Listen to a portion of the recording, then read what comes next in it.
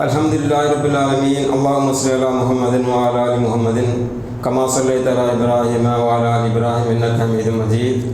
Allahumma barik ala Muhammadin wa ala ali Muhammadin kama barakta ala Ibrahim wa ala ali Ibrahim innaka Hamidum Majid. எல்லா புகழும் புகழ்ச்சியும் ஏக இறைவன் அல்லாஹ் ஒருவனுக்கே. அன்பார்ந்த சகோதரர்களே, பெரியோர்களே, அல்லாஹ்வுடைய மாபெரும் கிருபையால் ஜம்மியத் தஹ்லீல் குர்ஆன் ஹதீஸ் புதுப்பேட்டை கிளையின் சார்பில் இறையருள் தேடும் இளைய சமூகம் என்ற கருப்பொருளை மையமாக வைத்து ஒரு சிறப்பு நிகழ்ச்சி நடைபெற இருக்கிறது. இந்த நிகழ்ச்சியிலே நம்முடைய ஜமாத்தினுடைய மாநில செயற்குழு உறுப்பினர் ஷேக் சிராஜுதீன் ஃபிர்தௌசி அவர்களும், நம்ம ஜமாத்தினுடைய மாநில செயலாளர் ஷேக் அப்துல் ரஹ்மான் மன்பை அவர்களும் சிறப்புரையாற்ற இருக்கிறார்கள். ஆகவே வந்திருக்க உங்கள் அனைவரையும் நம்முடைய கிளையின் சார்பாக வரவேற்று வாழ்வை அழகாக்கும் அமல்கள் என்ற தலைப்பில் நம்முடைய ஷேக் சிராஜுதீன் ஃபிர்தௌசி அவர்கள் இப்பொழுது சிறப்புரை வழங்குவார்கள். அஸ்ஸலாமு அலைக்கும் வரகாத்துஹு.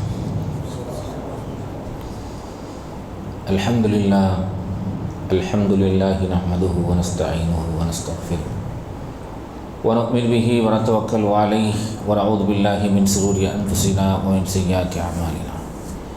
من يهدي الله فلا مضل له ومن يضلل فلا هادي له وأشهد أن لا إله إلا الله وحده لا شريك له وأشهد أن محمدا عبده ورسوله أما بعد. فقد قال الله تعالى في القرآن العظيم والفرقان المجيد: أعوذ بالله من الشيطان الرجيم. بسم الله الرحمن الرحيم. يا أيها الذين آمنوا اتقوا الله حق تقاته ولا تموتن إلا وأنتم مسلمون. يا أيها الناس اتقوا ربكم الذي خلقكم من نفس واحدة وخلق منها زوجها وبث منهما رجالا كثيرا ونساء واتقوا الله الذي تساءلون به والأرحام إن الله كان عليكم رقيبا. يا أيها الذين آمنوا اتقوا الله وقولوا قولا سديدا يصلح لكم أعمالكم ويغفر لكم ذنوبكم ومن يطع الله ورسوله فقد فاز فوزا عظيما. وقال تعالى: فمن كان يرجو لقاء ربه فليعمل عملا صالحا ولا يشرك بعبادة ربه أحدا. فإن أصدق الحديث كتاب الله وخير الهدي هدي محمد صلى الله عليه وسلم وشر الأمور محدثاتها وكل محدثة بدعة وكل بدعة ضلالة وكل ضلالة في النار. اللهم صل على محمد وعلى آل محمد كما صليت على إبراهيم وعلى آل إبراهيم إنك حميد مجيد. اللهم بارك على محمد وعلى آل محمد كما باركت على إبراهيم وعلى آل إبراهيم إنك حميد مجيد. அன்புக்குரிய ஜம்மியத் தஹ்லீல் குர்ஆன் ஹதீஸ் ஜமாத்தினுடைய புதுப்பேட்டை கிளையின் சார்பாக ஏற்பாடு செய்யப்பட்டிருக்கிற இந்த தர்பியா வகுப்பில் வாழ்வை அழகாக்கும் அழகிய அமல்கள் என்கிற தலைப்பு எனக்கு தரப்பட்டிருக்கிறது. அன்புக்குரிய சகோதரர்களே, சகோதரிகளே, இந்த தர்பியா வகுப்புகளை பொறுத்தவரையில் ஒரு 12 ஆண்டுகளுக்கு முன்னால் நான் இங்கே இமாமாக பணியாற்றுகிற நேரத்தில் இருந்தவர்களெல்லாம் பார்க்கிற போது இப்போது திருமணங்கள் முடித்து 2-3 குழந்தைகளுக்கு தந்தையாக ஆகி அவர்களை பிடிக்க முடியல, அவ்வளோ பிஸியாக இருக்கிறாங்க. அல்ஹம்துலில்லாஹ். இன்றைக்கு நீங்களெல்லாம் இங்கே உட்கார்ந்திருக்கிறீர்கள் என்றால் அதற்கு வித்திட்டவர்கள் அன்றைக்கு இருந்த JOM, அதுக்கு ஒரு தலைவர் இருந்தார், வந்திருக்கிறார். அவர் நேரத்துலேருந்து நான் தேடிட்டு இருந்தேன், வந்துட்டார். அல்ஹம்துலில்லாஹ். அவருடைய தலைமையில்தான் சுறுசுறுப்பான இளைஞர்கள் அன்றைய நேரத்தில் ஒன்று சேர்க்கப்பட்டு பல்வேறு இடங்களிலே பணிகள் செய்யப்பட்டு அதனுடைய தாக்கத்தின் எதிரொலி தான் இன்றைக்கு நீங்கள் நிறைந்து இருக்கிறீர்கள் அந்த அரங்கத்தில். மாஷா அல்லாஹ். பணிகள் வீரியப்பட்டிருக்கிறது. இந்த தலைமையகத்தின் மேல் பகுதியில் ஹிஃபுல் மதரசா ஒன்று சீரும் சிறப்புமாக நடைபெற்று கொண்டிருக்கிறது. இதுக்கு முன்னாலும் பல்வேறு கல்லூரிகள், பெண்கள் கல்லூரிகள்லாம் கடந்த காலங்களில் இருந்தது. அது தோய்வாகி மீண்டும் அது சென்று விட்டது. அந்த நிலை இல்லாமல் அழகான கிராத்துகளை ஓதுகிற சின்னஞ்சிறு பிள்ளைகளை உருவாக்குகிற ஒரு சிறந்த ஒரு முயற்சிக்கு அல்லாஹ் இம்மையிலும் மறுமையிலும் உங்கள் யாவருக்கும் மகத்தான நற்கூலிகளை வழங்குவானாக. அன்புக்குரிய சகோதரர்களே, சகோதரிகளே, இந்த தர்பியா வகுப்பில் நமக்கு வழங்கப்பட்டிருக்கிற தலைப்பு அமல்கள் தான். ஒரு மனிதனுடைய வாழ்க்கையில் அவன் அதிகமாக எதை செய்ய வேண்டும் என்றால் அமல்கள் தான், இபாதத்துகள் தான் அவனுடைய வாழ்க்கையில் இடம்பெற வேண்டும். இந்த உலக வாழ்க்கை என்பது நிரந்தரமானது இல்லை. அது ஒரு கவர்ச்சிகரமானது, ஆடம்பரமானது, ஒரு விளையாட்டுக்கள் நிறைந்தது என்றெல்லாம் அல்லாஹ் திருமறை குர்ஆனில் பல இடங்களில் பல்வேறு ரீதியில் சொல்கிறான். ஆனால் நிரந்தரமான மறுமையை நோக்கி நாம் பயணிக்க வேண்டும் என்று சொன்னால், இறைவனின் பொருத்தத்தை நாம் பெற வேண்டும் என்று சொன்னால், சொர்க்கத்தின் இன்பங்களை நாம் அனுபவிக்க வேண்டும் என்று சொன்னால், நம்முடைய வாழ்க்கையில் அழகான அமல்கள் என்றைக்கும் தொடர்ந்து கொண்டே இருக்க வேண்டும். அதுதான் நமக்கு நாளை மறுமையிலே கை கொடுக்கக்கூடியதாக இருக்கிறது. அதனால்தான் அல்லாஹ் திருமறை குர்ஆனில் ஃபமன் கான யர்ஜூ லிகாஅ ரப்பிஹி ஃபல்யஅமல் அமலன் சாலிஹா என்று அல்லாஹ் சொல்கிறான். யார் இறைவனை சந்திக்க வேண்டும் என்று விரும்புகிறார்களோ அவர்கள் சாலிஹான நல்லமல்களை செய்ய வேண்டும். அப்போது தான் இறைவனை சந்திக்க முடியும். இறைவனை சாதாரணமாக எல்லாம் சந்திக்க முடியாது. உஜூஹுன் யௌமஇதின் முஸ்ஃபிரா லாஹிகத்துன் முஸ்தப்சிரா என்றெல்லாம் அல்லாஹ் திருமறையில் வர்ணிக்கிறான். இறைவனுடைய முகம் மலர்ச்சியானதாக இருக்கும், சந்தோஷமிக்கதாக இருக்கும். அந்த இறைவனை சந்திக்க வேண்டும் என்று சொன்னால் எல்லோராலும் சந்திக்க முடியாது. அமல்களை அதிகமாக செய்து இறைவனுடைய நெருக்கத்தை இந்த உலகத்தில் வாழ்கிற போது ஏற்படுத்தி கொண்டவர்கள் மாத்திரமே அதிகமான அமல்களின் மூலமாக மறுமையில் இறைவனை சந்திக்க முடியும் என்பதை திருமறை குர்ஆன் அழுத்தம் திருத்தமாக நமக்கு சொல்லித் தருகிறது. அன்பானவர்களே, இன்றைக்கு உலகத்தில் அமல்கள் செய்வதில் முஸ்லிம் சமூகம் அதிக அக்கறையோடு செயல்பட்டு கொண்டிருக்கிறது. ஆனால் இந்த கொஞ்ச நெஞ்ச அமல்கள் செய்பவர்களையும் செய்ய விடாமல் தடுப்பதற்கும் அவர்களை வரவிடாமல் வேறு வழியின் பக்கம் திசை திருப்புவதற்கும் நிறைய மனிதர்களும் ஷைத்தானியர்களும் இருந்து கொண்டிருக்கிறார்கள். அதில் ரொம்ப உஷாராக இருக்க வேண்டிய ஒரு காலம் இந்த காலம். அமல்கள் அப்படின்னா என்னெல்லாம் வரும் சொல்லுங்க வரும். நான் பயானாக பேசிட்டு போனால் உங்களுக்கு தூக்கம் வந்துடும். அதனால் ஒரு சில கேள்விகளும் கேட்குறேன், இடையில சொல்லுங்கள். அமல்கள்னால் என்னது? அமல்கள் அப்படின்னா என்னது? காரியங்கள். அது என்னெல்லாம்? தொழுகை, நோன்பு, தான தர்மங்கள், ஜக்காத்து, ஹஜ்ஜி, இதுதான் நமக்கு தெரிஞ்சுது. இது இஸ்லாத்தினுடைய எத்தனை கடமைகள்? 8 கடமை உண்டு, அப்படி தானே? இஸ்லாத்துக்கு மட்டும் எத்தனை கடமை? 5 8? நல்லா யோசிச்சு சொல்லுவேன். உறுதியாக இருக்கீங்களா? அப்படி கேட்போம். 7 8 கேட்போம். எந்த அளவுக்கு நீங்கள் ஸ்ட்ராங்காக இருக்கிறீங்க? மாஷா அல்லாஹ். 5 கடமைகள் தான் ஃபண்டமெண்டல் ஆஃப் இஸ்லாம். எல்லாம் ரிங்டோனை வச்சுருக்காங்க. முனியல் இஸ்லாம் அலா ஹம்சின் ரிங்டோனில் படிக்கிறது. வணக்கத்துக்குரியவன் அல்லாஹ்வை தவிர யாரும் இல்லை. அது முதல் கலிமா. அதுதான் கலிமா. கலிமா முதல் எத்தனை வகை? 3 5 7 9. அவ்வல் கலிமா தையிபு, 2ஆம் கலிமா ஷஹாதத்து. இருக்கா இல்லையா? எங்கேயோ படித்த ஞாபகம் இருக்குது. அப்படிதானே? 10 20 வருஷத்துக்கு முன்னாடி சின்னஞ்சிறு பிள்ளைகளாக இருக்கும்போது மதரசாவில் நமக்கு சொல்லித்தரப்பட்டது அதுதான். கலிமாங்கிறது 5. அவ்வல் கலிமா தையிபு, 2ஆம் கலிமா ஷஹாதத்து, 3ஆம் கலிமா தம்ஜீது, இப்படின்னு ஒரு கலிமாவை வகைப்படுத்தி இமாம்கள், நவீன இமாம்கள் வைத்திருந்தார்கள். கலிமாங்கிறது ஒன்று தான். அது என்னது? லா இலாஹ இல்லல்லாஹ் முஹம்மது ரசூலுல்லாஹ். இதுதான் அடிப்படை. இதுதான் நாம் அமல் செய்வதற்கு மிக முக்கியமானது. இன்றைக்கு இந்த கலிமாவை முன்மொழிந்தவர்கள், ஏற்றுக்கொண்டவர்கள் நிறைய இடங்களில் வழி தவறி சென்று கொண்டிருப்பதை பார்க்கிறோம்.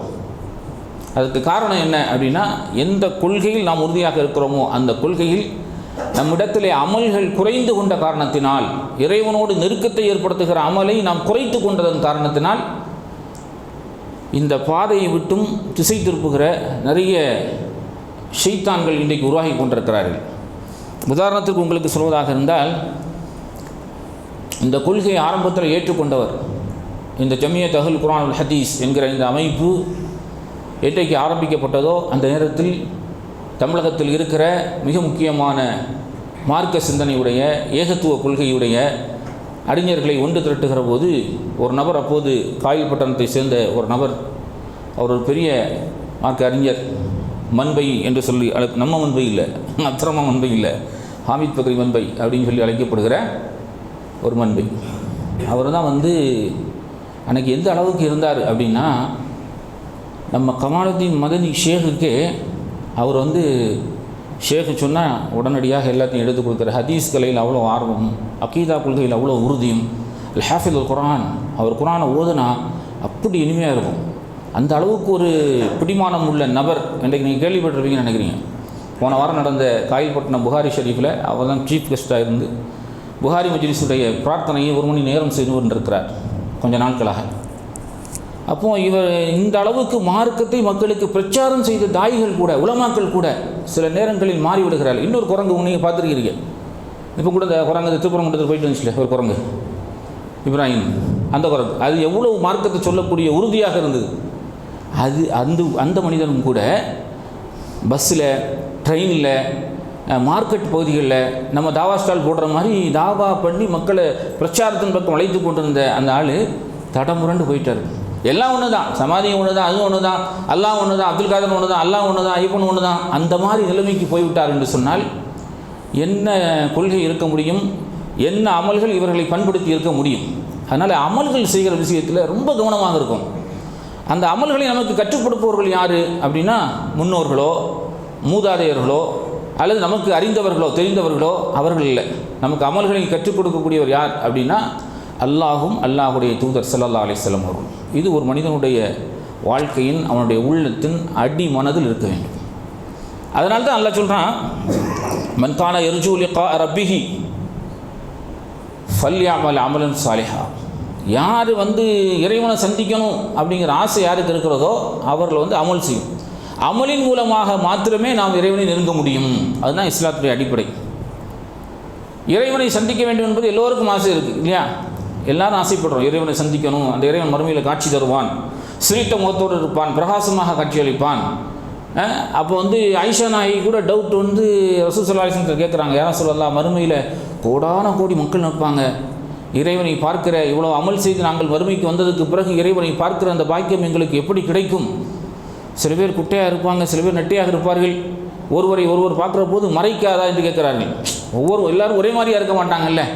நம்ம இந்தியாவில் உள்ளவங்க எப்படி இருப்பான் அப்படின்னா, பாகிஸ்தானில் விட நம்மளோட 3 அடிக்கு மேலே இருப்பான், ஆப்கானிஸ்தானில் உள்ள அதை விட ஹைட்டாக இருப்பான்.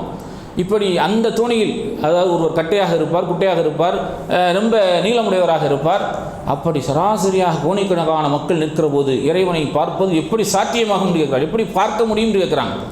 ரசூலுல்லாஹ் சின்ன குழந்தைகளுக்கு புரியும் விதமாக அழகாக அற்புதமாக பதில் சொன்னார்கள், ஆயிஷாவே, இதோ தெரிகிற இரவில் தெரிகிற சந்திரனை உனக்கு பார்ப்பதில் ஏதாவது தடை இருக்கிறதா?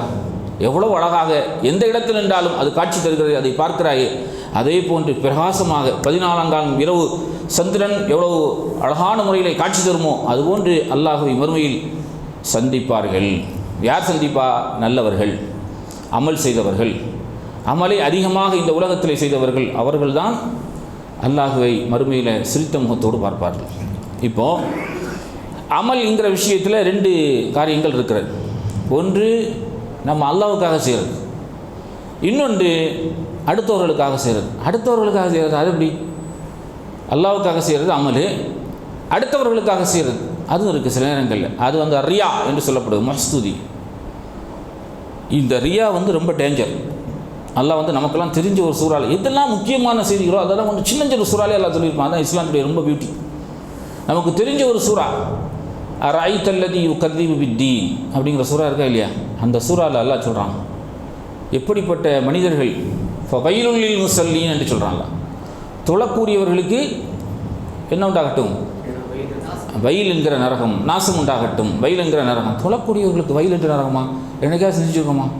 இந்த குரானை வாசிச்சுட்டே இருக்கிற நேரத்தில், தமிழ் அர்த்தங்களை படித்துட்டு கொண்டு இருக்கிற நேரத்தில் ஃபவைலுல் லில் முஸல்லீன், தொழக்கூடியவருக்கு வயல் என்ற நரகம் இருக்கிறது, அவர்கள் நாசம் உண்டாகட்டும் அவர்களுக்கு அப்படின்னு யாருக்காவது டவுட் வந்திருக்கா? இத்தனை ஆண்டு காலத்தில் உங்களுக்கு யாருக்கா டவுட் வந்திருக்கா? வந்திருக்கு. அப்போ என்ன செஞ்சுருக்கீங்க? யார்கிட்ட கேட்டிங்களா இல்லை நீங்களாவே ரிஃபர் பண்ணுறீங்க? கேட்டிருக்கீங்க. அதுக்கு அடுத்த வசனத்தில் அல்லாஹ் அதுக்கு விளக்கம் சொல்வான். குர்ஆனுடைய வரலாற்று தன்மைகள் எப்படிப்பட்டது அப்படின்னா, நீங்கள் ஒரு கட்டுரையை வாசிக்கிற போது அல்லது நாவல் புத்தகங்கள் கதை புத்தகங்களை வாசிப்பதை போன்று தொடர்ந்து வந்து கொண்டிருக்காது. திடீர்னு அல்லாஹ் சொர்க்கத்தை பற்றி சொல்லுவான், அடுத்த 2-3 வசனம் கழிச்சு சொன்ன மறுமை வாழ்க்கையை பற்றி சொல்லுவான், அடுத்து நரகத்தை பற்றி சொல்லுவான், அடுத்து இறைவனுடைய தண்டனையை பற்றி சொல்லுவான். இப்படி மாறி மாறி மாறி மாறி வந்து அல்லாஹ் அவ்வப்போது நினைவுபடுத்தி கொண்டே இருப்பான். அதுதான் திருக்குர்ஆனுக்கு இருக்கிற மிக முக்கியமான ஒரு நடை மொழி வளம். அதனால தான் குர்ஆனை நம்மளால் ஈஸியாக ஓத முடியுது இல்லையா? உலகத்தில் இருக்கிற எல்லா மொழிகளை விட அரபி மொழி என்பது ரொம்ப ரொம்ப ரொம்ப லகுவானது. என்ன அலிம்சா எப்படி சொல்கிறீங்க? நாங்கள் இங்கிலீஷ் தான் ரொம்ப லகுவானதுன்னு நினச்சிட்டு நீங்கள் அரபி வந்து இருக்கீங்க. இப்படி நான் சொல்லலை, திருக்குர்ஆனே நல்லா சொல்கிறான். இன்னா அன்சல்னாஹு குர்ஆனன் அரபியா லஅல்லக்கும் தாக்கிலூன். இந்த குர்ஆனை வந்து நான் அரபி மொழியில் இறக்கியிருக்கிறேன், நீங்கள் லகுவாக விளங்கி கொள்ள வேண்டும் என்பதற்காக. அரபி மொழியை படித்தா வந்து லகுவாக விளங்கிடலாம். அதனால தான் இந்த சின்னஞ்சிறு பிள்ளைகள் எத்தனை வயசு இருக்கும் எனக்கு? ஒரு 10 வயசு 8 வயசு தான் இருக்கும் இவங்களுக்கு. 3வது 4வது 5வது படிக்கிற இந்த பிள்ளைகள் பச்சிளம் பாலகங்கள் 30 ஜுசுக்களையும் குர்ஆனில் ஏந்தி நிற்கிறார்கள் என்று சொன்னால் அல்லாஹ் அவர்களுக்கு கொடுத்திருக்கிற மகத்தான ஒரு அருள் வாக்கியம். மறக்காமல் அவர் இருந்து கொண்டிருப்போம். இன்னொரு என்ன தெரியுமா? நீங்கள் இன்றைக்கு வருகிற இளம் தலைமுறையினர்களை பொறுத்தவரையில் இந்த மாதிரி எல்லா இடங்கள்லையும் இந்த மாதிரி ஹாஃபில் குர்ஆன் ஒரு 10-25 ஆண்டுகளுக்கு முன்னாடி அதெல்லாம் கிடையாது. ஹாஃபில்கள் ரொம்ப அரிது. இப்போ வந்து எல்லா இடங்களிலையுமே இந்த சிஸ்டமேட்டிக்கான ஒரு கல்வி இருக்கிறதுனால இளம் பிள்ளைகள் ஹாஃபில்களாக உருவாகிறார்கள். அவர்கள் உருவாகி அடுத்து அவர்கள் என்ன படிக்கணும், 8th 9th 10th 11th 12th அப்படி கண்டினியூ. அவர் இன்ஜினியராக இருக்கலாம், டாக்டராக இருக்கலாம், கலெக்டராக இருக்கலாம், என்ன துறையை வேண்டுமானாலும் அந்த துறையிலே சாதிக்கிற அளவுக்குரிய மெமரி பவரை குர்ஆன் சின்னஞ்சிறு வயதிலேயே அந்த பிள்ளைகளுக்கு கொடுக்குறது. சில நேரங்களில் நீங்கள் பார்க்குறீங்கல்ல, இப்போ 2-3 நாளைக்கு முன்னாடி கூட ஒரு நாட்டில் ஒரு 3 வயது ஒரு சிறுவன் வந்து 30 ஜுஸ்ஸை முடித்திருக்கிறான். இப்படி பல நேரங்களில் அரிதான சம்பவங்கள், அதிர்ச்சி தருகிற சம்பவங்கள்லாம் இருக்கும். 3 வயசில் குர்ஆனை முடிச்சிருக்கிறானே அந்த பிள்ளை அப்படின்னு. அந்த அளவுக்கு அறிவாற்றல் உள்ள குர்ஆனை ஓதுகிற போது, குர்ஆனை திறக்கிற போது அல்லாஹ் வந்து ஞானத்தை மென்மேலும் விரிவுபடுத்துகிறான், விசாலப்படுத்துகிறான். அப்போ அமல்கள் விஷயத்தில் நம்ம எப்படி இருக்கணும் அப்படின்னா ரொம்ப நெருப்பாக இருக்க வேண்டும். அதுதான் அந்த வசனத்துக்கு அல்லாஹ் சொல்கிறான், வயலுல் லில் முஸல்லீன் அல்லதீனஹும் அன் ஸலாத்திஹிம் சாஹூன். பிறருக்கு காட்ட வேண்டும் என்பதற்காக தொழுகிறார்கள். அல்லதீனஹும் யுராஊன், பிறர் நம்மை பாராட்ட வேண்டும், பிறர் நம்மளை பார்க்க வேண்டும் என்பதற்காக வேண்டி அவருடைய வழிபாடுகள் தொழுகை இருக்கிறது என்று அல்லாஹ் திருமறை குர்ஆனிலே சொல்கிறான். சில நேரங்களில் வந்து இது நமக்கு வந்து அமல்களுக்கு மிகப்பெரிய ஒரு வேட்டு வைக்கும். நம்ம செய்கிற அமல் எவ்வளோ கஷ்டப்பட்டு தொழுகைக்கு வருகிறோம். அப்போ தொழுகைக்கு வருகிற நேரத்தில் நம்முடைய கிராத்து, நம்முடைய அந்த நிலை, நம்முடைய ருக்கு, நம்முடைய சுஜூது, இது எல்லாம் ஓர்முகமாக இறைவனுக்காக நாம் நிற்கிறோம் என்கிற எண்ணத்தோடும் இறையச்சத்தோடும் தான் வழிபாட்டில் இருக்கும். இல்லை அப்படின்னா அது வந்து பாத்திலாக ஆகிவிடும். அதனால தான் நான் அல்லாஹ் திருமறையில் சொல்கிறான், இவர்கள் பிறருக்கு பார்க்க வேண்டும் என்பதற்காக, பிறர் பாராட்ட வேண்டும் என்பதற்காக, பிறருக்கு காட்ட வேண்டும் என்பதற்காக இந்த அமல்கள் எல்லாம் செய்கிறார்கள். அந்த அமலுக்கு எந்த விதமான கூலியும் இல்லை. இதை வந்து நம்ம ரொம்ப ஆழமாக பதித்துக் கொள்ள வேண்டும். நபிகள் நாயகம் ஸல்லல்லாஹு அலைஹி வஸல்லம் காலத்தில் இப்படி ஒரு சாரார் இருந்தார்கள் என்பதை திருக்குர்ஆன் நமக்கு சொல்லித் தருகிறது. அவர்களுக்கு பேர் என்ன அப்படின்னா, அவர்கள் தான் முனாஃபிக். முனாஃபிக்னா என்ன அர்த்தம்? நயவஞ்சகர்கள். உள்ள ஒன்று வெளியே ஒன்று வச்சு பேசுவார்கள். இந்த நயவஞ்சகர்களுடைய அடையாளத்தை கூட நபிகள் நாயகம் சொன்னார்கள். இதெல்லாம் எதுக்கு சொல்கிறாங்க அப்படின்னா, நம்ம இபாதத்தை செய்கிற நேரத்தில் இவர்களெல்லாம் தவிர்த்து நீங்கள் வாழ வேண்டும், அவர்களுக்கு எடுத்து சொல்ல வேண்டும். நம்முடைய வழிபாடுகளை அவர்கள் கெடுத்து விடக்கூடாது என்பதற்காக அந்த அடையாளத்தை கூட சொல்லியிருக்கிறாங்க. இஸ்லாம் வந்து கொஸ்டினையும் கொடுத்து ஆன்சரையும் கொடுத்துரும். கொஸ்டினை கொடுத்து இதுக்குரிய ஆன்சர் அதுதான், அது மாதிரி கரெக்டாக நடந்துங்க. உலகத்தில் இந்த மாதிரி ஒரு சிஸ்டமேட்டிக்கில் பயணிக்கிற ஒரு மார்க்கம் இஸ்லாம் மாத்திரமே. உலகத்தில் வேறு எந்த மதங்களும் கிடையாது. ஒரு மதத்துடைய ஒரு இதை அடையணும், இறைவனுடைய திருப்பொருத்தத்தை அடைய வேண்டும் என்று சொன்னால் பிற மதங்களில் என்ன செய்கிறான்? ரொம்ப இங்கேருந்து நடந்து போகிறான், செருப்பும் போடாமல், தலையில் வந்து பல்வேறு சிமெண்டுகளை வைத்து கொண்டு. நான் வந்து ஒரு 20 ஆண்டுகளுக்கு முன்னால் ஆழ்வார் திருநகரி அப்படிங்கிற ஊரில் பணியாற்றுகிற போது, அதான் திருச்செந்தூர் வழி, அங்கே இருந்து நடந்து பாரசாதையாக நடந்து செல்வார்கள். அங்கேருந்து பார்ப்போம், இப்படி இப்படி வந்து ஒரு இறைவனுடைய அந்த அரவணைப்பு கிடைக்கணும், இறைவனுடைய பொருத்தம் கிடைக்க வேண்டும் என்பதற்காக வேண்டி தன்னை வருத்தி கொண்டு காலில் செருப்பணியாமல் எவ்வளவு, அதான் அவனுடைய கொள்கை உறுதி. கொள்கை உறுதின்னு சொல்கிறோமா இல்லையா? அவனுக்கு இருக்கிற கொள்கை உறுதி அதுதான். அது வேறு விதமான கடவுள் கொள்கை, அவன் இருக்கிற நம்பிக்கை. ஆனால் அதில் உறுதியாக இருக்கிறான். பல நாட்களாக அவன் இரவு பகல் பனி என்று பாராமல் நடந்து கீழே எதை கிடந்தாலும் கண்டிட மாட்டான். சாணி கிடந்தாலும் அதில் கொண்டு காலை வச்சு போயிட்டே இருப்பான். அவனுடைய நோக்கம் என்ன அப்படின்னா, என்னுடைய இலக்கை அடைய வேண்டும். அவ்வளவு தெளிவாக வந்து இப்படி போவான். ஆனால் இஸ்லாம் அப்படியா? நமக்கு எவ்வளோ லகுவான மார்க்கம். இறைவனுடைய பொருத்தத்தை நமக்கு கிடைக்கணும், இறைவனுடைய அபிவிருத்தி கிடைக்க வேண்டும் என்று சொன்னால் இன்னையிலேருந்து நீங்கள் வந்து ஒரு 2 நாள் நின்று தொழுது கொண்டே இருக்க வேண்டும். பள்ளிக்கு யாராவது வருவோமா? 2 நாள் தொழுதுகிட்டே இருக்கணும். ஒன்றும் வேண்டாம். ரமலான் மாதத்தில் வந்து இரவு தொழுகை நடக்கிறது. இரவு தொழுகையில் வந்து ரசூல் ஸல்லல்லாஹு அலைஹி வஸல்லம் அவர்கள் எதை ஓதி இருக்கிறார்கள்? முதல் ரக்காத்தில் எதை ஓதி இருக்கிறார்கள், 2ஆவது ரக்காத்தில் எதை ஓதி இருக்கிறார்கள் என்றெல்லாம் நமக்கு அறிவிப்பில் வருகிறது. ஹதீஸில் எதை ஓதி இருக்கிறாங்க? முதல் ரக்காத்தில் சூரத்துல் பக்ரா ஓதுமா? குறிப்பிட்டல ஒரு ரக்காத்து முழுவதும் சூரத்துல் பக்ராவை ஓதி இருக்கிறார்கள். அதனுடைய நீளத்தையும் ராகத்தையும் அழகையும் வர்ணிக்க முடியாது என்று அன்னை ஆயிஷா நாயகி சொல்கிறாங்க. அவ்வளவு நீண்ட நேரம் நின்று தொழுதிருக்கிறார்கள். இப்போ 2ஆவது ரக்காத்தில் எது ஓதி இருக்கிறாங்க? ஆல இம்ரான், சூரத்து ஆல இம்ரான் ஓதி இருக்கிறார்கள். அவ்வளோ நேரம் அவர்களால் நிற்க முடிந்திருக்கிறது என்று சொன்னால், சில இடங்களில் நீங்கள் பார்த்தீங்கன்னா அந்த கொஞ்சம் அவன் ஒரு டைம் வச்சுருப்பான். இமாமுக்கு இவன் ஒரு டைம் வச்சுருப்பான். இமாம் ஒரு 5 நிமிஷம் 7 நிமிஷம் தாண்டிட்டார் அப்படின்னா அவன் முடிக்கலையான்னு அர்த்தம்.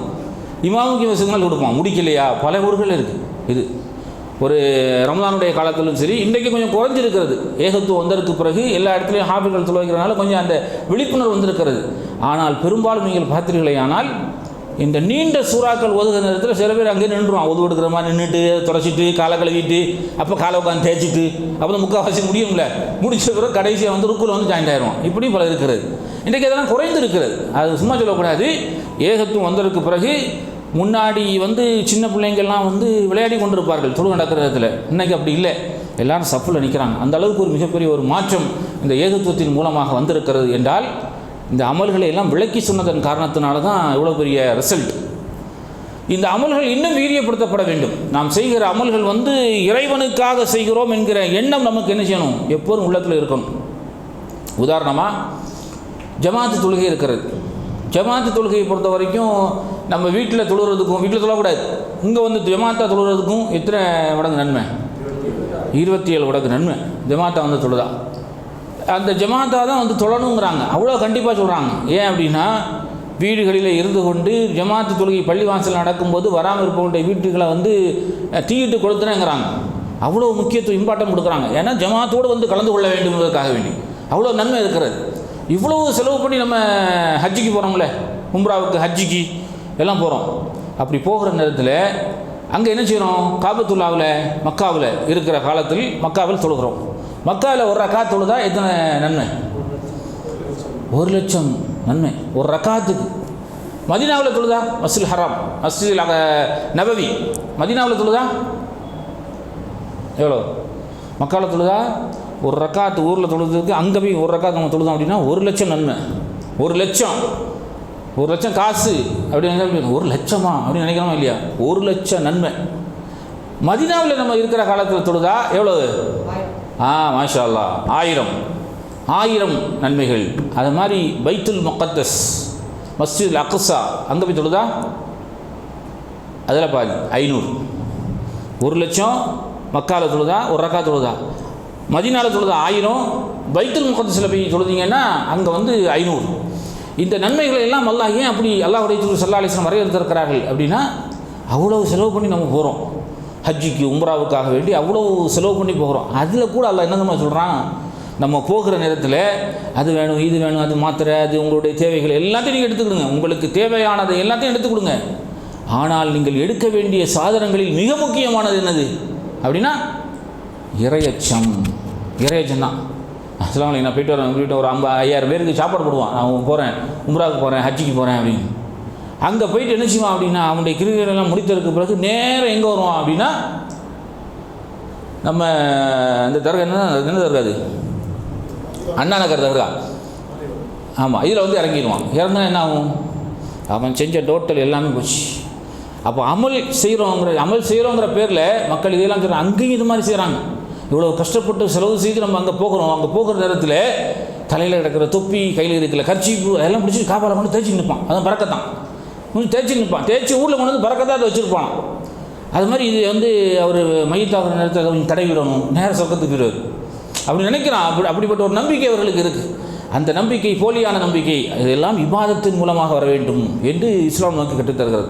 அதனால தான் நபிகள் நாயகம் ஸல்லல்லாஹு அலைஹி வஸல்லம் அவர்கள் இறையச்சம் இருக்க வேண்டும் என்று சொன்னார்கள். அல்லாஹ் குர்ஆனில் சொல்கிறானா இல்லையா? இறையச்சம் தான் நீங்கள் கொண்டு போகிற சாதனங்களோடு எல்லாத்தையும் சேர்த்து நீங்கள் இறையச்சத்தை கொண்டு போகணும், தக்குவாவை கொண்டு போகணும். அதுதான் உங்களை பண்படுத்தும். அதுதான் உங்களை திசை திரும்பாமல் வேறு வழிக்கு போகாமல் இறைவனுடைய வழியின் பக்கம் உங்களை அழைத்து செல்லும் என்கிற அற்புதமான ஒரு வழிகாட்டுதலை இஸ்லாம் விவாதத்தில் நமக்கு காட்டித் தருகிறது. வழிபாடுகள் செய்கிற விஷயத்தில் நமக்கு காட்டித் தருகிறது.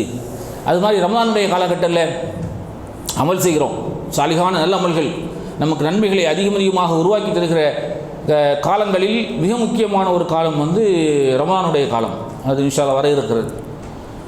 ரமலான் வசந்த காலம் என்று சொல்வார்கள். முஸ்லீம்களின் வசந்த காலம் என்று யார் சொல்லுவார்? அரசியல்வாதிகள் கூட சொல்வார்கள். இஃப்தார் விருந்தில் சொல்லுவான் முஸ்லீம்களுடைய வசந்த காலம் ரமலான் என்று சொல்லுவாங்க. அவனே விளங்கி வச்சிருக்கிறான். முஸ்லீம்கள் இந்த நாட்களில் நோன்பு இருப்பார்கள், ரொம்ப இறையச்சத்தோடு இருப்பார்கள். இறைவனுக்கு செய்கிற பக்தி அவர்கள் மற்ற நாட்களில் ஒரு நாட்களில் கூட இருக்கும். ஏன்னா அவ்வளோ நன்மை இருக்கிறது இந்த நோன்பு காலங்கள். அதனால தான் இரவு நேரத்தில் நின்று நம்ம வணங்குறோம். இரவு நேரத்தில் மற்ற நாளில் கூட தஹஜ்ஜத் தொழுகிறோமோ இல்லையோ, ஆனால் இந்த ரமலானுடைய காலங்களில் வந்து இரவு நேரத்தில் நாம் நின்று வணங்குகிறோம், திக்ர் செய்கிறோம், குர்ஆன் ஓதுகிறோம், குர்ஆனோடு நெருங்கிய தொடர்பு வைத்துக் கொள்கிறோம். அது ஒரு வேறு டாபிக் இருக்குது, 2 டாபிக்காக தான் நினைக்கிறேன். இந்த தொடர்புகள் எல்லாம் நமக்கு இபாதத்துகளின் மூலமாக உங்களுக்கு வருகிறது என்று சொன்னால் நம்முடைய உள்ளத்தில் வந்து அசைக்க முடியாத இறையச்சம் இருக்கும். எந்த சந்தர்ப்பத்திலும் எந்த காலகட்டத்திலும் நாம் செய்கிற வழிபாடுகள், நம்முடைய அமல்கள் நமக்கு வந்து ஒரு கெட்ட எண்ணத்தை பெற்றுத்தரக்கூடாது. அதனால தான் நபிகள் நாயகம் ஸல்லல்லாஹு அலைஹி வஸல்லம் சொல்கிறாங்க, எந்த அமல்களை நீங்கள் செய்தாலும் அந்த அமல்களை எப்படி செய்யணும் அப்படின்னா தொடர்ச்சியாக செய்ய வேண்டும். ரசூலுல்லாஹ் சொல்கிறாங்க, குர்ஆனை ஓதுறீங்களா, அது தினந்தோறும் உங்களுடைய வாழ்க்கையில் அது குறைவாக இருந்தாலும் 4 பக்கங்களை ஓதினாலும் 2 பக்கங்களை ஓதினாலும் ஒரு 5 வசனங்களை ஓதினாலும் அது தொடர்ச்சியாக இருக்க வேண்டும். சில பேர் ரொம்ப பக்தி முத்தி போய் வந்து உட்காந்துருப்பான், ஏதாவது பிரச்சனை இருக்கும் அவனுக்கு, வந்து உட்காந்து ஓதிட்டு இருப்பான், தொழுதுட்டு இருப்பான், மக்ரிபுக்கு பிறகு இஷாயை போகிறவன் காத்து உட்காந்துருப்பான். அவன் அவனுக்கு கிடைக்க வேண்டியது கிடைத்து விட்டது என்று சொன்னால் அதுக்கு பிறகு ஒரு மாதம் ஒரு வாரம் அவனை பார்க்க முடியாது. இஸ்லாம் அப்படி சொல்லலை. நபிகள் நாயகம் ஸல்லல்லாஹு அலைஹி வஸல்லம் சொல்கிறாங்க, அஹப்புல் அமாலி இலல்லாஹி ஹதுவமுஹா வ இன் கல்ல என்று சொன்னார்கள். அல்லாஹ்வுக்கு ரொம்ப விருப்பமான அமல் எது அப்படின்னா அது நீங்கள் குறைவாக செய்தாலும் தொடர்ச்சியாக செய்வது, தினந்தோறும் செய்து கொண்டே இருப்பது. இதுதான் அல்லாஹ் நேசிக்கிறான். அல்லாஹ் ரொம்ப பெருசாக நம்மளத்தை எதிர்பார்க்கல. நீ குறைவாக செய்தாலும் என்னை நினைத்து பார்த்தாலும், ஒரு நாள் நினைத்து பார்க்குற, 3 நாள் கழிச்சு அடுத்து நினைத்து பார்க்குற, அதுக்கப்புறம் வெள்ளிக்கிழமை வர அப்படி நினைக்காது. தினந்தோறும் என்னை நினைத்து பார், எனக்காக தினந்தோறும் அமல் செய், உன்னுடைய மறுமை வாழ்க்கைக்காக உன்னை சீர்திருத்திக்கொள், உன்னுடைய மறுமை வாழ்க்கைக்காக உன்னை நீ பக்குவப்படுத்திக்கொள். அந்த தொடர்பில் நீ இருந்து கொண்டே இரு. அது குறைவாக இருந்தாலும் தொடர்ச்சியாக இருக்க வேண்டும். இன்ஷா அல்லாஹ் அப்படி இருக்கலாமா? நம்ம எந்த அமலை செய்யாலும் அந்த அமல்கள் வந்து குறைவாக செய்தாலும் அது என்ன செய்யணும்? தொடர்ச்சியாக தினந்தோறும் இருந்து கொண்டே இருக்கும். அது இங்கே தான் வந்து செய்யணும், அங்கே தான் வந்து செய்யணுங்கிற, நீங்கள் இருக்கிற இடங்கள்லேயே அந்த அமல்களை செய்யலாம் இல்லையா? நீங்கள் ஆஃபீஸில் இருக்கிறீங்க, டியூட்டியில் இருக்கிறீங்க, அல்லது வியாபார ஸ்தலத்தில் இருக்கிறீங்க, அங்கே ஃப்ரீயாக இருக்கிறீங்க, அந்தந்த நேரங்களில் உங்களுக்கு கிடைக்கிற சந்தர்ப்பங்கள் எல்லாம் குர்ஆனை ஓதுவதற்கு உங்களுக்கு தடை இல்லை, அமல்களை செய்வதற்கு உங்களுக்கு தடை இல்லை, அமல்களை அதிகப்படுத்திக் கொள்வதற்கு தடை இல்லை. எங்கெல்லாம் இருக்கிறீர்களோ அங்கெல்லாம் அந்த அமல்களை செய்வதற்குரிய ஒரு வாய்ப்பை இஸ்லாம் நமக்கு ஏற்படுத்தி தந்திருக்கிறது. அதை நம்ம அதிகமாக என்ன செய்ய வேண்டும்? பயன்படுத்தி கொள்ள வேண்டும். இப்போ நம்ம செய்கிற அமல்கள் தான் இந்த இளம் நேரத்தில் இருக்கிற போது நம்ம எவ்வளோ உத்வேகத்தோடு எழுச்சியோடு அதை சூடேற்றப்பட்ட ரத்தம், அந்த ரத்தத்தில் நீங்கள் உட்கார்ந்துருக்கீங்க. இப்போ வந்து எதை வேண்டுமானாலும் செய்கிற ஒரு பக்குவம், இந்த நேரத்தில் வந்து எதை வேண்டுமானாலும் செய்கிற அளவுக்குரிய ஒரு ஆற்றல் இந்த இளம் வாலிப பருவம். இந்த ஒரு முதியோர் ஆயிடுச்சு அப்படின்னா தூக்க முடியாது. ஒரு 50 கிலோ ஒரு வெயிட்டை தூக்குறோம் அப்படின்னா, ஒரு 20 வயசு 30 வயசில் 25 வயசு நம்ம தூக்குறோம் அப்படின்னா 55-60 ஆனதுக்கு பிறகு 2 கிலோ கூட தூக்க முடியாது, குனிய கூட முடியாது. அப்படிதானே? இன்றைக்கு பெரும்பாலும் பள்ளிவாசலில் பாருங்க, ஒரு 10-20 ஆண்டுகளுக்கு முன்னால் வந்து இந்த சேரில் உட்காந்து தொழுறலாம் இருக்க முடியாது இல்லையா? எல்லோரும் சப்பில் தான் உட்காந்துருவாங்க. அப்போல்லாம் வந்து நோய் இல்லை, கால் வலி மூட்டு வலி இந்த மாதிரியான எந்த இதுவும் இல்லை. இப்போ நீங்கள் எந்த பள்ளி வாசலில் பார்த்தாலும் குறைஞ்சி ஒரு 10-15 சேராவது கிடக்கும். அப்படி மக்கள் வந்து ரொம்ப பலகீனமாகிவிட்டார்கள். முட்டை மடக்கிறது இல்லை, மடக்க முடிய மாட்டேங்குது, சுஜூதுக்கு போக முடிய மாட்டேங்குது. அது நம்ம எல்லாமே வந்து என்ன நினைக்கிறோம் அப்படின்னா லைஃப் வந்து வேறு மாதிரி ஆச்சுப்போம். அதாவது வீட்டு வாசல்லேருந்து வண்டி எடுப்போம், எங்கே போக வேணுமோ அந்த இடத்துல அந்த வாசலில் போய் இறங்கணும். நம்மிடத்தில் நடைகள் குறைந்து போய்விட்டது. நடை குறைந்து போய்விட்டது. நம்ம குனி எந்த பொருள் எடுத்தாலும் குனிய மாட்டோம். குனியறதுக்கு ரொம்ப கொஞ்சம் இதாக இருக்கும். அதை எடுத்தா, இதை எடுத்தா, தண்ணி எடுத்துட்டு வா, அப்படி நமக்குன்னு வேலைக்காரன் வச்சுருக்கோம் இல்லையா, தண்ணி எடுத்துகிட்டு வா. அப்போ இது நாளடைவில் இந்த மாதிரியான குனிகிறது இதெல்லாம் இருக்காத போது, இது குறைகிற போது அது ரொம்ப கஷ்டமாக இருக்கும். குறிப்பாக இப்போது இருக்கிற நவீன அறிவியல் யுகத்தில் டாக்டர்கள் சொல்கிறார்கள், நீங்கள் ஒரு காய்ச்சல் இல்லைன்னா வேறு ஏதாவது இதுக்காக டாக்டரை சந்திக்கிற போது அவர் சொல்லுவார் நம்மள்கிட்ட, நீங்கள் சுபுக்கு போகிறீங்கல்ல, ஃபஜ்ருடைய தொழுகைக்கு, அது எவ்வளோ பெரிய இது தெரியுமா, அது எவ்வளோ பெரிய மகத்தான ஒரு இது தெரியுமா, நீங்கள் 5 நேரம் தொழுறீங்கல்ல, நீங்கள் குனிகிறது, ருக்குக்கு போகிறது, சுஜூதுக்கு போகிறது, அதெல்லாம் ஒரு பயங்கரமான எக்ஸசைஸ் அப்படிங்கிறான். அதெல்லாம் ஒரு பயங்கரமான எக்ஸசைஸ் அப்படிங்கிறான். இன்றைக்கி நம்ம சுபு தொழுகை முடித்ததுக்கு பிறகு ஒரு ட்ராக்கையும் போட்டுட்டு ஒரு சுவையும் போட்டுட்டு நடக்கிறது கட்டாயம் ஆகிப்போச்சு. ஏன்னா நம்ம வருத்திக்கிட்டோம், அப்படி பழகிட்டோம். நம்மளுடைய காலகட்டம் இனி வருகிற காலகட்டம் எப்படி இருக்கும், அல்லாஹ் காப்பாற்ற வேண்டும். இந்த இளைஞர்களுக்கு உடல் ஆரோக்கியம் ரொம்ப முக்கியமானது. உடல் ஆரோக்கியம் இருந்தால் தான் அமல் செய்ய முடியும். அமல் செய்வதற்கு மிக முக்கியமாக இருக்க வேண்டியது உடல் வலிமை, உடல் ஆரோக்கியம். ரசூல் அதுலேயும் கவனம் செலுத்துகிறாங்களே. வெறுமனே தொழுகை, வழிபாடு, இபாதத்து இதை மட்டும் சொல்லி தந்தாங்க. நம்முடைய உடலை எந்த அளவுக்கு ஆரோக்கியமாக வைத்துக்கொள்ள வேண்டும் என்பதில் ஒரு அழகான ஒரு பல்கலைக்கழகத்தில் பாடம் படித்த ஒரு வல்லுநர் எப்படி சொல்லித் தருவானோ அதை விட சிறப்பாக நபிகள் நாயகம் ஸல்லல்லாஹு அலைஹி வஸல்லம் அவர்கள் நமக்கு சொல்லி தந்திருக்கிறார்கள். அவ்வளவு ஒரு அழகான மார்க்கத்தில் இருக்கிறோம். நம்மால் பிறருக்கு நலம் நாடுவது, பிறரை நேசிப்பது, பிறருக்காக வாழ்வது, பிறருக்காக செய்வது. பிறருக்காக வாழ்வதுன்னா உதவிகள் செய்வது, அதன் மூலமாக அமல்கள். இன்றைக்கி தமிழகத்திலையும் சரி அல்லது இந்தியாவிலையும் சரி, எங்காவது ஒரு பகுதியில் விபத்து ஏற்படுகிறது, அல்லது மழையினால் பாதிப்பு, அல்லது புயலினால் பாதிப்பு, இந்த மாதிரியான பாதிப்புகள் ஏற்படுகிற நேரத்தில் முதல்ல களத்தில் போய் நிற்கக்கூடிய ஆளாக யார் இருக்கிறா? முஸ்லீம்கள் தான் நிற்கிறோம். ஏன்? அதன் மூலமாக நமக்கு அமல், அதுதான் முக்கியம். நம்ம அதை இங்கே கிளியர் பண்ணி விட்டுட்டோம்னா நம்ம ரூட்டு கிளியர் ஆகிடுவாங்க. நம்ம சொர்க்கத்துக்கு போகிற ரூட்டு இலகுவாக ஆகிவிடும். அதனால தான் முதல்ல களத்தில் போய் நிற்கிறாங்க. எந்த அளவுக்கு என்று சொன்னால், 2-3 வாரங்களுக்கு முன்னாடி இந்த அமெரிக்காவில் காட்டுப்பகுதியில் லாஸ் ஏஞ்சல் பகுதியில் தீ எரிஞ்சில்ல, அந்த தீ ஒரு 2 வாரமாக எரிந்து கொண்டிருக்கிற நேரத்தில் தீயை அணைக்கிறதுக்காக வேண்டி பல்வேறு முயற்சிகளை அந்த அரசாங்கம் வைத்து பார்க்கிறது. களத்தில் போய் நின்றது யார் அப்படின்னா முஸ்லீம்கள் தான். அங்கே முஸ்லீம்களை அழிக்க வேண்டும் என்று நினைக்கிற ஒரு அரசாங்கத்திற்கு உதவியாக முஸ்லீம்கள் போய் நிற்கிறாங்க. ஏன் அப்படின்னா நமக்கு தேவை அமல். இந்த மாதிரியான நல்ல காரியங்கள், பொது சேவைகள், வெறுமனே இபாதத்து மாத்திரமல்ல, இபாதத்தை கொண்டும் நம்ம இறைவனிடத்தில் நெருக்கத்தை பெற முடியும். இது போன்ற சேவைகளின் மூலமாகவும் இறைவனிடத்தில் நெருக்கத்தை பெற முடியும். அந்த சேவைகளை நம்ம அதிகமாக செய்ய வேண்டும். ரசூல் ஸல்லல்லாஹு அலைஹி வஸல்லம் அவர்களுக்கு பணியாளர்கள் இருந்தார்கள். பணியாளர்கள் அப்படின்னா ஒர்க்கர்ஸ், ரசூலுல்லாஹ்வுடைய வேலைகளை செய்யக்கூடிய ஆட்கள்.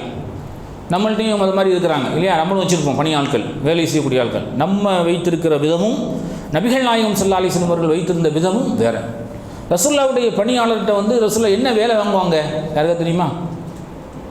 ரசூலுல்லாஹ்வுடைய பணியாளர்கிட்ட என்ன வேலை வாங்குவாங்க? என்னுடைய டிஃபன் அங்கே போய் எடுத்துகிட்டு வா, இல்லைன்னா அந்த கடையில் போய் அந்த இதை வாங்கிட்டு வா, அப்படியே ரசூலுல்லாஹ் சொல்லுவாங்க.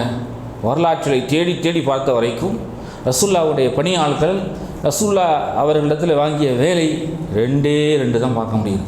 ஒன்று, தொழுகைக்குரிய நேரம் வந்துவிட்டால் ஒது செய்வதற்கு தண்ணீரை எடுத்துக்கொண்டு கொடுப்பார்கள். அதில் இபாதத் இருக்கு. அந்த தண்ணீரை எடுத்துக்கொண்டு இவர் கொடுக்கறதுனால இவருக்கு நன்மை, இறைவனுடைய நெருக்கத்தை படுறார், நல்ல காரியத்திற்காக எடுத்து கொடுக்குறார். 2வது, ரசூலுல்லாஹ் தொழுறதுக்கு முசல்லா கேட்டால் முசல்லாவை எடுத்து கொடுப்பார். அப்படி ரசூல் ஸல்லல்லாஹு அலைஹி வஸல்லத்தில் பல ஆண்டுகளாக வேலை செய்த பணியாளர்கள் இருந்தார்கள். ஒரு முறை ரசூல் ஸல்லல்லாஹு அலைஹி வஸல்லம் அவர்கள் தொழுது முடிச்சுட்டு திரும்பி உட்கார்ந்துருக்கிறாங்க. அந்த பணியாளரை கூப்பிட்டு கேட்குறாங்க, உனக்கு ஏதாவது வேணுமா அப்படின்னு கேட்குறாங்க. அவர் சொல்கிறார், யார் சொல்லலாம், எனக்கு ஒன்றும் வேண்டாம், நான் தன்னிறை உள்ளவனாகத்தான் இருக்கிறேன், எனக்கு ஒன்றும் தேவையில்லை. இல்லைப்பா நீ ஏதாவது கேளு அப்படிங்கிறாங்க ரசூல் ஸல்லல்லாஹு அலைஹி வஸல்லம் அவர்கள். நம்ம என்ன செஞ்சுருப்போம், எனக்கு ஒரு 2-3 லட்சம் தேவைப்படுது, எனக்கு அங்கே வீடு கொஞ்சம் குறையாக கிடக்கிறது, இங்கே ஒரு நிலம் கிடக்கிறது, அதை கட்டுறதுக்கு கொஞ்சம் தந்தீங்கன்னா நானும் உங்களுக்கு அதுவாக செய்வேன். அந்த நபித்தோழர்கிட்ட ரசூலுல்லாஹ் கேட்ட உடனே அவர் சொல்கிறாரு, யா ரசூலல்லாஹ் எனக்கு ஒன்றும் இல்லை, மறுமை நாளில் உங்களோட நான் சொர்க்கத்தில் இருக்கணும் அப்படிங்கிறார். ரசூலுல்லாஹ் உடனே சொல்கிறாங்க, வைர தாலிக்க, இது இல்லாமல் வேறு ஏதாவது கேளு, ஆல்ரெடி சொர்க்கத்துக்கு தான் போவேன், நீ அமல்கள்லாம் நிறைய செய்றீங்க, இது இல்லாமல் வேறு ஏதாவது கேளுங்க, ஹுவ தாக்க அப்படிங்கிறார். எனக்கு அதுதான் வேணும், எனக்கு உலகத்தின் எந்த தேவைகளும் இல்லை, நான் வந்து தன்னுரை உள்ளவனாகத்தான் இருக்கிறேன் என்று சொல்லி அந்த இத்தனைக்கும் ரொம்ப ஏழை நபித்தோழர். இப்படி பல நபித்தோழர்கள் இருக்கிறார்கள் என்பதை வரலாற்றை பார்க்கிறோம். என்றால் அமல்கள் விஷயத்தில் இவ்வளோ போட்டு சென்றிருக்கிறார்கள். உங்களுக்கெல்லாம் தெரிஞ்ச ஒரு பிரபலமான ஹதீஸ் தெரியும்னு நினைக்கிறேன். ரசூலுல்லாஹ்வுடைய காலத்தில் வந்து சஹாபாக்கள் வந்து ஒரே மாதிரி இருந்ததில்லை. ஏழைகள் இருந்தார்கள், நடுத்தர வர்க்கமுடையவர்கள் இருந்தார்கள், பெரும் பணக்காரர்கள் இருந்தார்கள். பணக்காரர்கள் இருந்தார்கள் என்றால் யாரை நம்ம சொல்லுவோம் பணக்கார நபித்தோழர் அப்படின்னா? அப்துல் ரஹ்மான் இப்னு அவுஃப், எல்லாருக்கும் தெரிஞ்ச நபித்தோழர். அப்துல் ரஹ்மான் இப்னு அவுஃப் தான் பணக்கார நபித்தோழர் அப்படின்னா அவரை தான் நம்ம சொல்லுவோம். இன்னொரு நபித்தோழர் இருந்தார், உங்களுக்கு தெரியும்னு நினைக்கிறேன். பைரஹாங்கிற ஒரு தோட்டம், உஸ்மான் ரலியல்லாஹு இல்லை, பைரஹா என்கிற ஒரு தோட்டத்தை ரசூல் ஸல்லல்லாஹு அலைஹி வஸல்லம் வந்து நான் அல்லாஹ்வுடைய பாதையில் வந்து செலவு செய்ய விரும்புகிறேன். அபூ தல்ஹா ரலியல்லாஹு அன்ஹு இப்படி செல்லும் உடையவர் என்றெல்லாம் இருந்திருக்கிறாங்க. அவர்களுக்கு தேவை இருந்த பிறகும் கூட அது எங்களுக்கு தேவையில்லைன்னாங்க ரசூலுல்லாஹ். எங்களுக்கு அது தேவை கிடையாது, நீங்கள் வந்து மக்களுக்காக அதை கொடுங்க, மக்களுக்கு கொடுங்க, எங்களுக்கு நாளை மறுமையில் நன்மை தான் தேவை. இதெல்லாம் மிகப்பெரிய ஒரு அமல். சொத்துக்கள் இருக்கிற செல்வந்தர்கள் இருக்கிறார்கள். இப்போ ஜமாத்தெல்லாம் இப்படி ரன் ஆகி போகிறது அப்படின்னு சொன்னால் இருக்கிற செல்வந்தர்கள் ஓரளவுக்கு அல்லாஹ்வுடைய பாதையில் அள்ளி வழங்குறதுனால தான் தமிழகத்தில் இந்த மாதிரி நம்ம அமைப்புக்கு கிட்டத்தட்ட 100க்கும் மேற்பட்ட பள்ளிவாசல்கள் இருக்கிறது, 100க்கும் மேற்பட்ட கிளைகள் இருக்கிறது, பல அநாதை இல்லங்கள் இருக்கிறது, பல அரபிக் கல்லூரிகள், பெண்கள் அரபிக் கல்லூரிகள் இருக்கிறது, ஆண்கள் அரபிக் கல்லூரிகள் இருக்கிறது. இதெல்லாம் எதனால் முடிஞ்சு அப்படின்னா மக்கள் தருகிற பணம், மக்கள் கொடுக்குற, வசதி உள்ளவர்கள் கொடுக்குற அந்த செல்வத்தின் மூலமாகத்தான் இது எல்லாம் வந்து உருவாக்க முடிகிறது. அப்போ அவ்வளோ பெரிய நன்மைகள். ரசூல் ஸல்லல்லாஹு அலைஹி வஸல்லம் வீட்டில் வந்து இந்த ஏழை நபித்தோழர்கள், நடுத்தர வயதுள்ள நபித்தோழர்கள், நடுத்தர வசதிகள் நபித்தோழர்கள் எல்லாரும் வந்து பள்ளிவாசலில் வந்து தொழுவார்கள், நோன்பு வைப்பார்கள், இன்ன பின்ன காரியங்களை செய்து கொண்டிருப்பார்கள், குர்ஆனை ஓதுவார்கள், அமல் செய்வார்கள், இப்படி இருந்துட்டு இருப்பாங்க. அப்புறம் ரசூல் ஒரு கட்டத்தில் என்ன சொல்கிறாங்க அப்படின்னா, ஏழை நபித்தோழர்கள், பணக்கார நபித்தோழர்கள், இப்படி 2 சாராக இருந்தார். நம்மள்கிட்ட இருக்கிற மாதிரி நம்ம ஏழைகளும் இருப்பார்கள், செல்வந்தர்களும் இருப்பார்கள். இந்த மாதிரி ரசூல் ஸல்லல்லாஹு அலைஹி வஸல்லம் காலத்திலும் நபித்தோழர்கள் இருந்திருக்கிறார்கள்.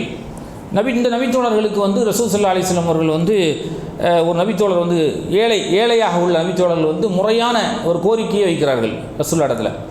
என்ன கோரிக்கை அப்படின்னா, நாங்கள் தொழுகிறோம், எங்களை போன்று இந்த நபித்தோழர்களும் தொழுகிறார்கள், ஓரளவுக்கு செல்வம் இருக்கிற அந்த நபித்தோழர்களும் தொழுகிறார்கள், நாங்கள் நோன்பு வைக்கிறோம், அவர்களும் நோன்பு வைக்கிறார்கள், நாங்கள் வந்து எங்களால் முடிந்த அளவுக்கு பல்வேறு உதவிகளை மக்களுக்கு செய்து கொண்டிருக்கிறோம், அவர்களும் செய்கிறார்கள். ஒரே ஒரு விஷயத்தில் எங்களை விட அதிகமாக அவர்கள் மிஞ்சி விட்டார்கள் என்று சொல்கிறாங்க. எது அப்படின்னா, அவர்களுக்கு பொருளாதாரம் இருக்கிறது, அந்த பொருளாதாரத்தை கொண்டு நிறைய உதவிகளை செய்கிறார்கள். பொருளாதாரம் இருக்கிறது, அந்த பொருளாதாரத்தை கொண்டு நிறைய உதவிகளை செய்கிறார்கள். அதனால் அவர்களுக்கு ஈக்குவலாக நாங்கள் அந்த கோல் அடிக்கிறதுக்கு எங்களுக்கு இது தடையாக இருக்கிறது, எங்களிடத்தில் பொருளாதாரம் இல்லை அப்படிங்கிறாங்க. எவ்வளோ அழகான ஒரு இது.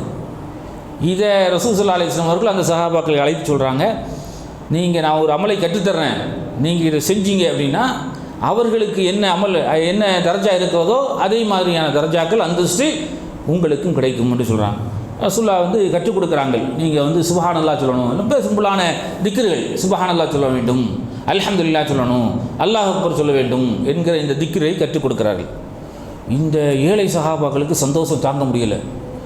பெரும் பணக்கார சஹாபாக்கள்லாம் எவ்வளோ காசு பணங்களை கொடுத்து நன்மைகளை அறிவித்திருக்கிறார்கள், நம்ம இந்த திக்ருகளை நபிகள் நாயகம் ஸல்லல்லாஹு அலைஹி வஸல்லம் நமக்கு கற்றுத்தந்திருக்கிறார்கள், இது நம்ம செய்து கொண்டே இருக்க வேண்டும்.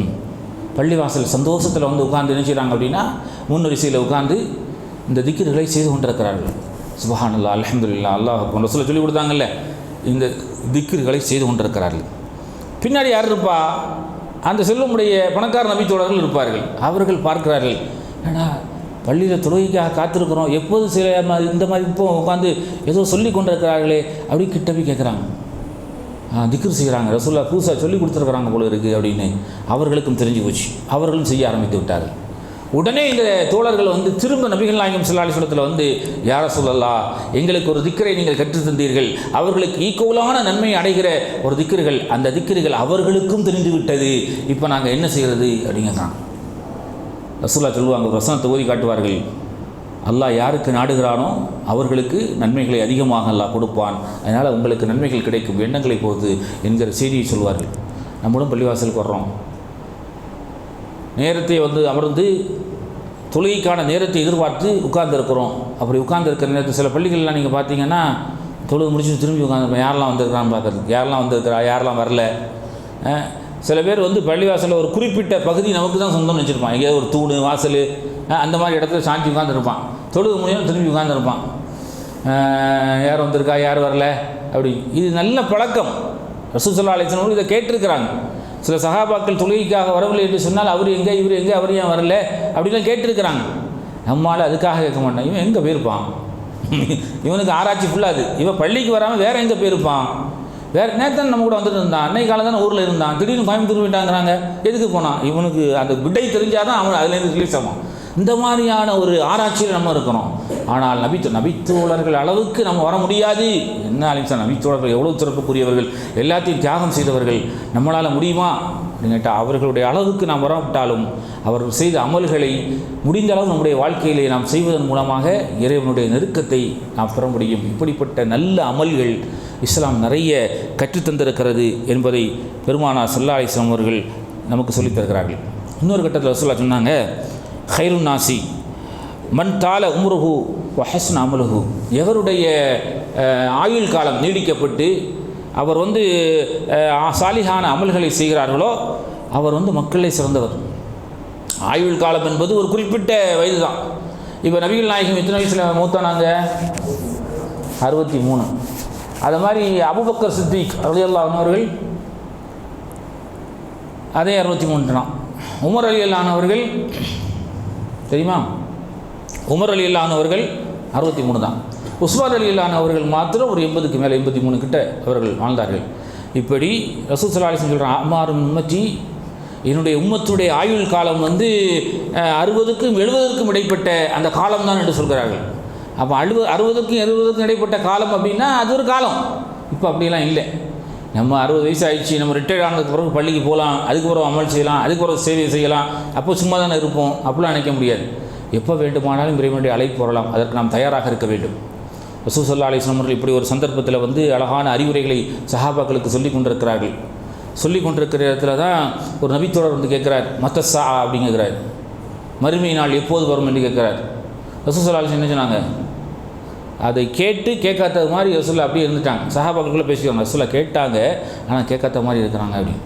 சில சஹாபாக்கள் சொல்கிறாங்க, ரசூலுல்லாஹ்க்கு கேட்டுது ஆனால் பதில் சொல்லாமல் இருக்கிறாங்க. சில பேர் ரசூலுல்லாஹ் கேட்கல அப்படிங்கிறாங்க. அது ரசூலுல்லாஹ் அந்த உரையெல்லாம் முடித்ததுக்கு பிறகு மணி சாயிங்கிறாங்க, கேள்வி கேட்டவர் எங்கே அப்படிங்கிறான். அவரை கூப்பிட்டு வச்சு என்ன பிரச்சனைங்கிறாங்க. மற்ற சாயா ரசூலுல்லாஹ் மறுமை நாள் எப்போது வரும் என்று கேட்குற போது ரசூலுல்லாஹ் சொல்லிட்டார்கள், அந்த தோளிடத்திலே ஒமா ஆதத்தலஹா, அதற்கான தயாரிப்பு என்ன அமல் வச்சுருக்கிறேன். இங்கேருந்து ஒரு இடத்துக்கு நீ போகிற அப்படின்னா அதுக்குரிய தயாரிப்போடு நமக்கு சொல்லுவோம் இல்லையா? அப்போ மரணம் இருக்கிற போது, மௌத்து இருக்கிற நேரத்தில், மறுமை இறைவனை சந்திக்கிற போது அதற்குரிய தயாரிப்போடு நம்ம இருக்கணும். அதுதான் அமல். அந்த அமல் வந்து நம்முடைய வாழ்க்கையின் கடைசி வரையிலும், அதாவது இறுதி வரையிலும், இறுதி மூச்சு வரையிலும் அந்த அமல் இருந்து கொண்டே இருக்க வேண்டும். ரசூலுல்லாஹ் மௌத்தாகிற நேரத்தில் தருவாயில் என்ன சொல்லி கொண்டு மௌத்தானார்கள்? என்ன சொன்னாங்க? அல்லாஹ் ரஃபீக் ஆலா என்கிற பிரார்த்தனை ரசூலுல்லாஹ் சொல்லி கடைசியாக அவருடைய வாயிலிருந்து அதுதான் வந்தது. அதனால தான் ரசூலுல்லாஹ் சொன்னாங்க, இந்த உம்மத்துக்கு யாருடைய ஆகிர் கலிமா கடைசி வார்த்தை வந்து லா இலாஹ இல்லல்லாஹ் என்று இருக்கிறதோ அவர்கள் எங்கே போயிடுவாங்க? தஹ்லல் ஜன்னா, சொர்க்கத்துக்கு போயிடுவாங்க. நமக்கு அது ஈஸி மாதிரி தெரியுது. நம்ம லா இலாஹ இல்லல்லாஹ் தானே, அதான் நமக்கு எல்லாமே தெரியுமே. நம்ம கடைசி நேரத்தில் வந்து ஆட்டோமேட்டிக்காக நமக்கு அது வந்துடும் அப்படின்னு நினைக்கிறோம். ஒரு மண்ணறையில் வந்து ஒரு மனிதன் அடக்கம் செய்யப்பட்டதற்கு பிறகு, அவனை கஃன் செய்ததற்கு பிறகு அவனை அடக்கி விட்டு திரும்பி வருகிற நேரத்தில் 3 கொஸ்டின் 5 கொஸ்டினா எல்லாம் கேட்பாங்க. மன் ரப்புக்க, உன்னுடைய இறைவன் யார்? உனக்கு அனுப்பப்பட்ட இறை தூதர் அவர் யார்? அவரை பற்றி என்ன நீ தெரிந்து வைத்திருக்கிறாய்? அடுத்து ஆமாம், கிப்லத்துக்கெல்லாம் கிடையாது. அதாவது சுன்னத்து ஜமாத்து மக்களை பொறுத்த வரைக்கும் அவர்கள் வந்து இப்படி மன்னரில் அடக்கம் செய்யப்படுகிற நேரத்தில் 5 விதமான கொஸ்டின்களெல்லாம் சொல்லுவார்கள். மன் ரப்புக்க, ஒமா தீனுக்க, ஒமா இமாமுக்க, ஒமா கிப்லத்துக்க, ஒமல் இஸ்லாம் என்று ஒரு 5 விதமான இது கேட்பாங்க. அதுக்கு பதிலும் அவங்களே சொல்வார்கள்.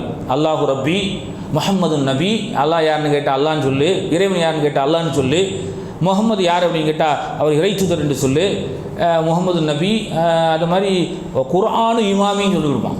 குர்ஆனி உலகத்தில் வாழ்கிற போது வந்து இமாமி யாருன்னு கேட்டால் யாரை சொல்லுவான்? ஷாஃபிஈ அல்லது ஹம்பலி, மாலிகி என்கிற அந்த இமாம்களுடைய அந்த இதில் தான் அவர்கள் எழுந்து கொண்டிருக்கிற மதுஹப். ஆனால் அடக்கம் செய்யப்பட்டதற்கு பிறகு குர்ஆன் இமாமி என்று சொல்லி தான் அவர்கள் தல்கீன் ஆரம்பிப்பார்கள். இஸ்லாம் வந்து 3 விதமான கேள்வி நம்ம எல்லாருக்குமே ஈஸி. அதான் நான் ஆரம்பத்திலே சொல்கிறேன். அதாவது இஸ்லாத்தை பொறுத்த வரைக்கும் கொஸ்டினை வந்து லீக் பண்ணிடும், அதுக்குரிய ஆன்சரையும் கொடுத்துருவான். அதுக்கு பதில் சொல்கிறது வந்து நம்ம என்ன நினைக்கிறோம், நம்ம மூத்தானது பிறகு அல்லாஹ் யாருன்னு கேட்டால் நமக்கு சொல்ல தெரியாதா? அதெல்லாம் நம்ம சொல்லிடுவோம். யார் நம்ம முகம்மது யாருங்கிறத நம்ம சொல்ல மாட்டோமா? அதுதானே தொழுகிறோம், நோன்பு வைக்கிறோம். இது வந்து எல்லாராலும் சொல்ல முடியாதுங்கிறாங்க. இது அமல் தான்.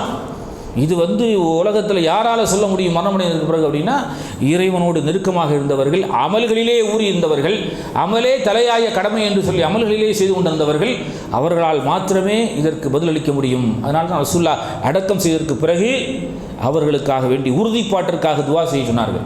அவர்களுக்காக மன்னரையில் அடக்கம் செய்யப்பட்டவர்கள் லகுவான முறையில் அவர்கள் பதிலளிக்க வேண்டும், அவர்களுக்கு யக்கீன் என்கிற உறுதியை அல்லாஹ் அவர்களுக்கு வழங்க வேண்டும், அதற்காக நீங்கள் பிரார்த்தனை செய்யுங்கள் என்று பெருமானார் ஸல்லல்லாஹு அலைஹி வஸல்லம் அவர்கள் வந்து அதை கற்றுக் கொடுத்தார்கள். அமல்கள் எல்லாமே ஈஸி தான்.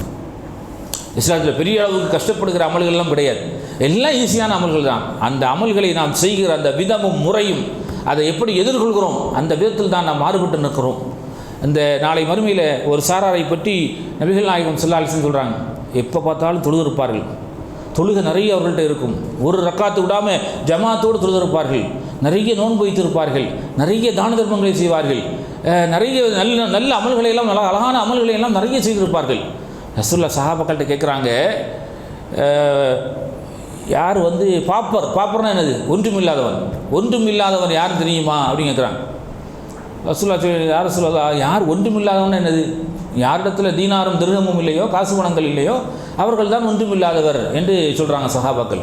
ரசூலுல்லாஹ் சொல்கிறாங்க, இன்ன மினல் உம்மத்தி, என்னுடைய உம்மத்தில் ஒன்றுமில்லாதவன் யார் அப்படின்னா, ஏத்தி யௌமல் கியாமா, நாளை மறுமையிலே வருவான், பி சலாத்தி ஓ ஜக்காத்தி ஓ சதக்கத்தி, அவன் வைத்த நோன்புகளை கொண்டு வருவான், அவனுடைய தொழுகையை கொண்டு வருவான், தான தர்மங்களை கொண்டு வருவான், நல்ல அமல்களை கொண்டு வருவான், அவன் செய்த எல்லா நல்லறங்களையும் கொண்டு வந்து நிற்பான். தீர்ப்பு வழங்குவதற்காக விசாரணைக்காக வந்து விசாரிக்கப்படுகிற நேரத்தில் அவர் விசாரிக்கப்பட்டு அவருக்கு எல்லாத்துலேயும் கரெக்டாக இருக்கிறார். தொழுகையில் கரெக்டு, நோம்பில் கரெக்டு, இன்னொரு அமல்களில் கரெக்டு, தாவா பணிகளில் கரெக்டு, மக்களுக்கு வாரி வழங்குகிற பொது சேவைகளில் கரெக்டு, எல்லாத்துக்கும் அவர்களுக்கு தீர்ப்பு வழங்கப்பட்டு சொர்க்கத்திற்கு போகிறதுக்கு தயாராக ரெடியாக இருக்கிற நேரத்தில் அங்கேருந்து ஓடி வருவான், ஒரு ஆள் வருவார். யாரெல்லாம் இதை விட்டுறாத, கது ஷட்டமஹாதா ஓ அக்கல மாலஹாதா ஓ ஷஃபக தம்மஹாதா, இவர் வந்து என்னுடைய மானத்தோடு விளையாடினார், என்னை வந்து உலகத்தில் அசிங்கப்படுத்தினார், எனக்கு எதிராக பிரச்சாரம் செய்தார், என்னை கேவலப்படுத்தினார், அவர் செய்த அந்த எல்லா விதமான ஃபித்னாக்களையும் அவர் வந்து பட்டியல் போடுவார். அல்லாஹ் என்ன பண்ணுவான் தெரியுமா? அல்லாஹ் காப்பாற்ற வேண்டும். இவர் செய்திருக்கிற அந்த அமல்களை எல்லாம் மாறி அவருக்கு கொடுத்துருவோம். ஒன்றும் இல்லாமல் வந்திருப்பான், பாப்பர், ஒன்றும் இல்லாமல் எதுவுமே இல்லாமல் வந்திருப்பானே, இவர் செய்த எல்லா அமல்களையும் மாறி அவருக்கு கொடுத்துருப்பான். கொடுத்துட்டு என்ன பண்ணுவான் அப்படின்னா, இவரின் மூலமாக அமல் அவ்வளவு தொழுகை, நோன்பு, விவாதத்து எல்லாத்தோடு வந்தவர் கடைசியில் வந்து அவர் நரகத்திற்கு தள்ளப்படுவார், இவர் சொர்க்கத்துக்கு தள்ளப்படுவார். அந்த அளவுக்கு தனி மனித விஷயங்களிலே, ஒழுக்க விஷயங்களிலே, பிறரோடு நாம் பேசுகிற விஷயத்திலே, நடக்கிற விஷயத்திலே, அவர்களுக்கு எந்த விதமான மனமும் நோகாத விஷயத்தில் நாம் எப்படி நடக்க வேண்டும் என்பதையும் இஸ்லாம் நமக்கு சொல்லி, அது ஒரு இபாதத், அது ஒரு அமல். அதனால தான் அல்லாஹ் வந்து குர்ஆனில் சொல்கிற நேரத்தில் அல்லதி ஹலக்கல் மௌத்த வல் ஹயாத்த லியப்லுவக்கும் ஐயுக்கும் அஹ்ஸனு அமலா என்று சொல்கிறார். உலக வாழ்க்கைங்கிறது, மரணத்தையும் உலக வாழ்க்கையை நான் எதுக்கு வச்சிருக்கிறேன் அப்படின்னா, உங்களில் யார் அதிகமாக அமல் செய்கிறார்கள் என்பதை பார்ப்பதற்காகத்தான் அந்த வாழ்க்கை. அமல் எப்படி இருக்கிறது, அமல் யார் அதிகம் செய்கிறார்கள் என்பதை பார்ப்பதற்காகத்தான் அந்த வாழ்க்கையை நான் உருவாக்கி வைத்திருக்கிறேன். அதனால் அமல் ரொம்ப முக்கியம். இறைவனுக்கு செய்கிற கடமைகளை பொறுத்த வரைக்கும், இறைவனுக்கு சில நேரங்களில் நாம் செய்யாமல் தவறவிட்டால் அவன் நாடினால் மன்னித்து விடுவான். மனிதனுக்கு செய்கிற தவறுகள் இருக்கா இல்லையா, இஸ்லாம் ரெண்டாக பிரிக்கிறது. ஒக்கூக்குல்லா, ஒக்கூக்குல் இபாத்.